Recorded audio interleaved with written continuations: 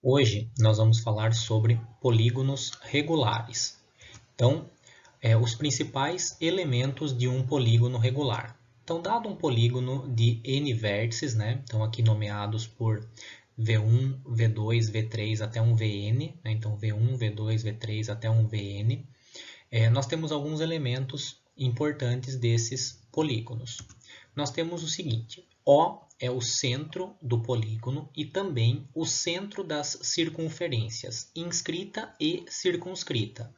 Então note que esse ponto O ele é chamado de centro do polígono, ele também é o centro da circunferência inscrita, essa circunferência que tangencia todos os lados do polígono, e o centro da circunferência circunscrita, que é essa circunferência que está aqui em verde, que passa por todos os vértices do polígono. Então, sempre que falar circunferência inscrita a um polígono, é a que toca, tangencia todos os lados. Circunscrita é aquela que passa por todos os vértices do polígono.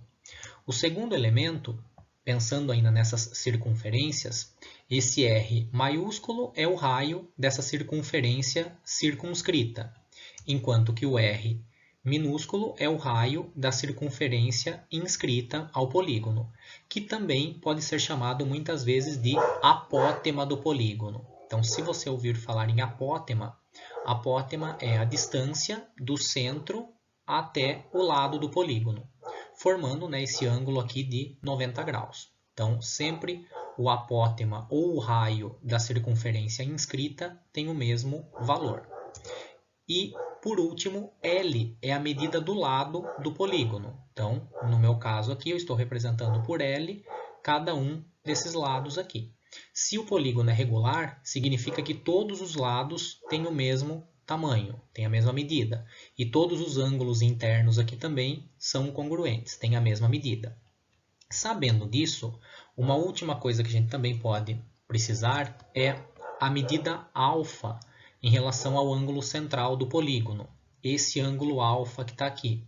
Como todos os lados são iguais, são congruentes para que o polígono seja regular, se eu precisar encontrar a medida do ângulo central, basta eu dividir 360 pelo número de lados. Então essa é uma expressão importante para você encontrar esse ângulo central de acordo com o número de lados do seu polígono.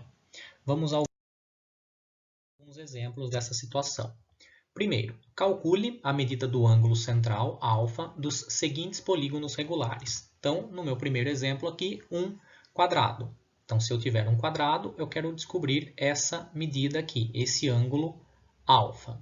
Basta eu dividir o meu, imaginar, né, que existe aqui uma circunferência circunscrita nesse quadrado, e então dividir esse ângulo.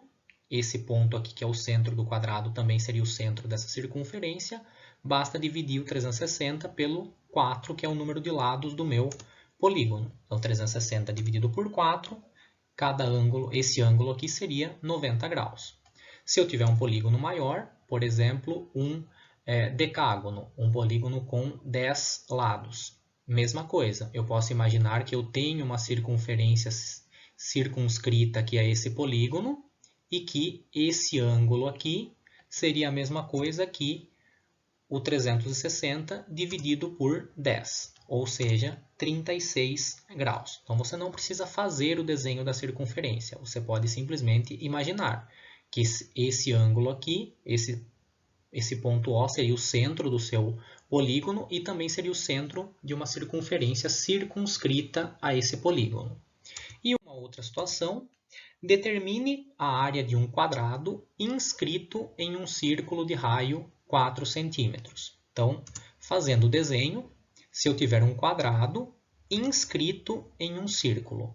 Então, note o seguinte, quando fala que o quadrado está inscrito no círculo, ou em uma circunferência, significa que a circunferência é circunscrita ao quadrado. Então, a circunferência passa pelos 4 vértices do quadrado.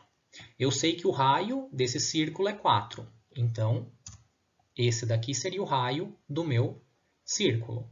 É o ponto, é a distância, né, entre o centro e um ponto qualquer aqui da minha circunferência. Note que esse segmento aqui, que seria o raio, ele é a metade, né, da diagonal do quadrado. Ó. Note que a diagonal do quadrado é o dobro do raio do círculo. Então vejam que esse pedaço aqui seria a metade da diagonal.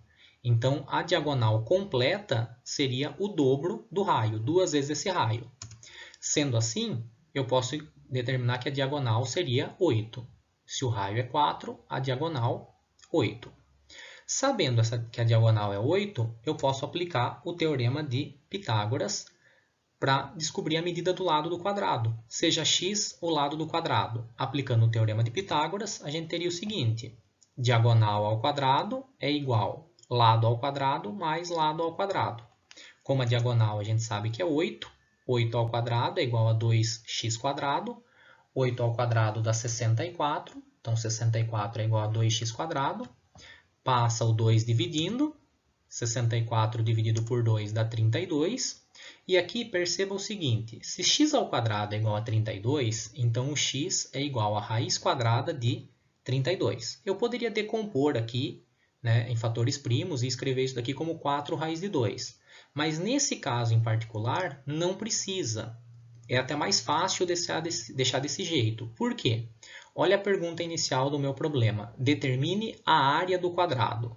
O que eu descobri aqui? Que o x, que é o lado do meu quadrado, mede raiz de 32. Então, a área é esse raiz de 32 ao quadrado. Pela propriedade de raiz, basta eu cancelar aqui. Então, a minha área, a área desse quadrado é 32 centímetros quadrados. Ou você já poderia ter olhado aqui. Se x² é 32, x² nada mais é do que lado vezes lado, x vezes x. Ou seja, a área é igual a 32. Bons estudos a todos!